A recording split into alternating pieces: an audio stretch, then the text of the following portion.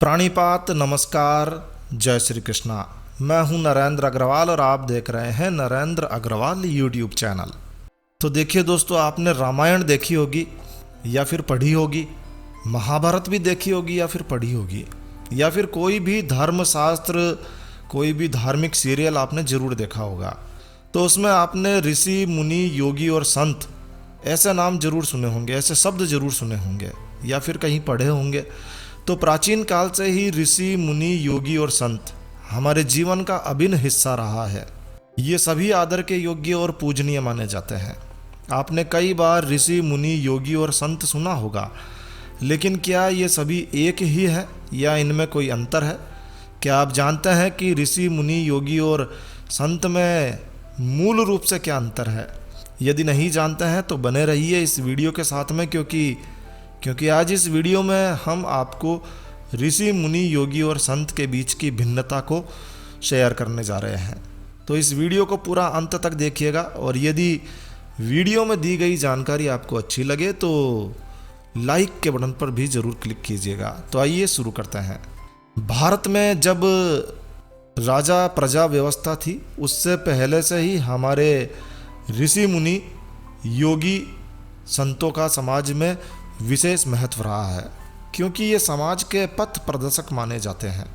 बड़े से बड़ा, बलशाली से बलशाली राजा या फिर व्यक्ति, सभी इनके आगे नतमस्तक होते हैं, क्योंकि ऋषि मुनि अपने लिए कुछ नहीं करते।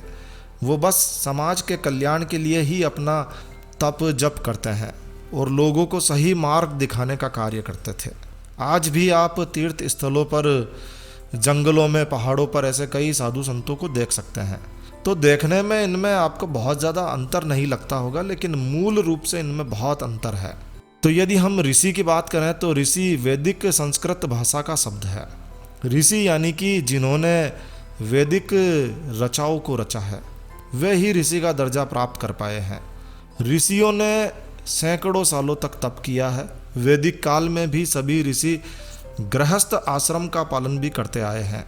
तो ऐसे ऋषियों पर किसी तरह के क्रोध, लोभ, मोह, अहंकार और ईर्ष्या जैसे दुर्गुणों पर कोई रोक टोक नहीं हुआ करती थी, और ना ही इनसे किसी प्रकार के संयम की अपेक्षा की जाती है।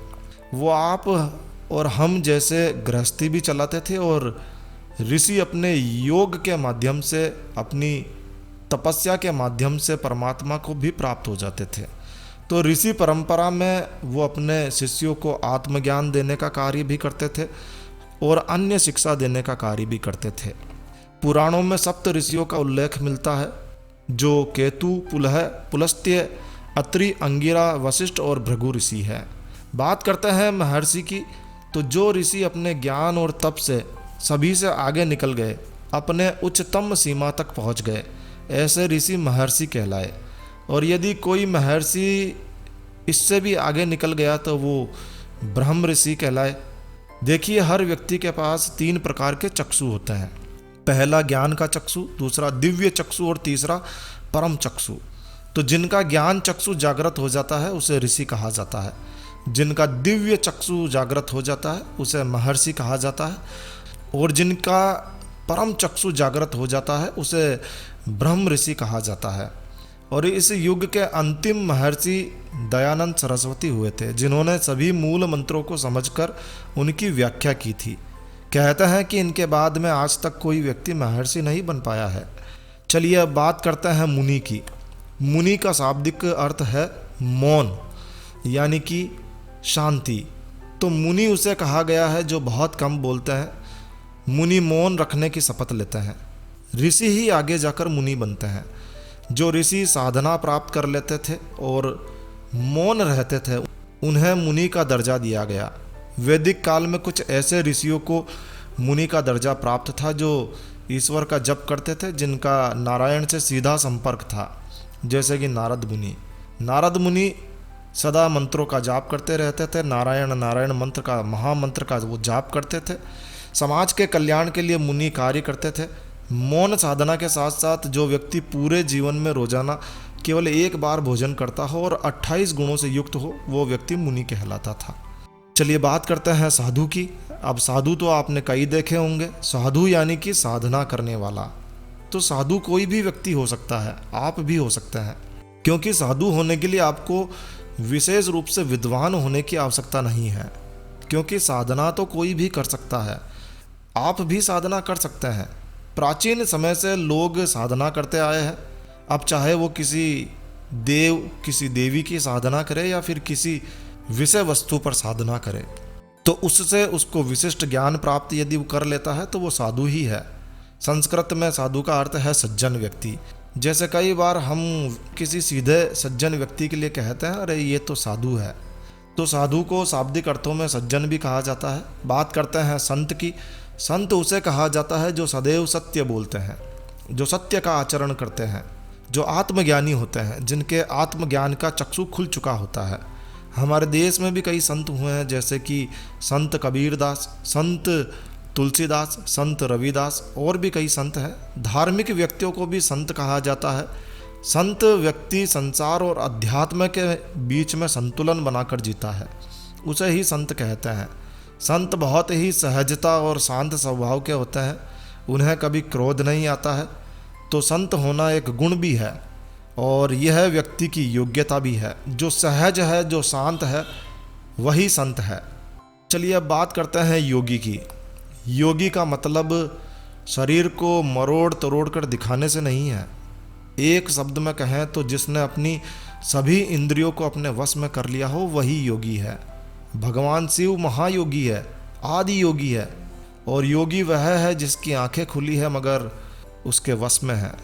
सामने का दृश्य आंखें देखेगी या नहीं देखेगी ये उसके वश में है। भले ही आंखें खुली है, पलकें खुली है, मगर उसकी इच्छा होगी तो ही आंख देख पाएगी। इसी प्रकार से योगी अपनी सभी इंद्रियों को अपने वश में कर कर अपने ध्यान में ही मस्त रहते हैं। ऋषि मुनि योगी और संत में योगी होना सबसे कठिन कार्य है। तो ये थे ऋषि मुनि संत और योगी के बीच की भिन्नता जो हमने व्याख्या करने की कोशिश की है। ये सारी चीज़ें लोक मान्यताओं के आधार पर हमने आपके साथ शेयर की है। इसका किसी धर्मशास्त्र से या फिर किसी पुराण से या किसी ग्रंथ से इस जानकारी का कोई संबंध नहीं है। ये लोक मान्यताओं के आधार पर हमने आपको ये जानकारी दी है। आशा है यह जानकारी आपको अच्छी लगी होगी, यूज़फुल लगी होगी।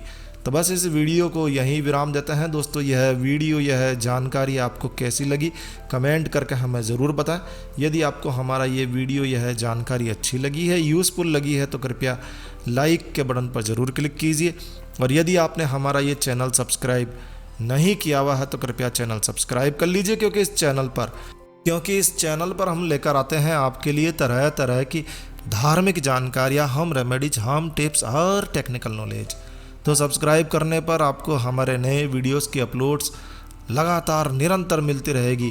तो अभी सब्सक्राइब के लाल बटन पर क्लिक करके चैनल सब्सक्राइब कर लीजिए। तो एक नया वीडियो, एक नई जानकारी लेकर मैं आपका दोस्त नरेंद्र अग्रवाल फिर मिलूंगा। तब तक के लिए stay healthy, stay happy. Thank you for watching my video. Thanks. जय श्री राम, जय हनुमान।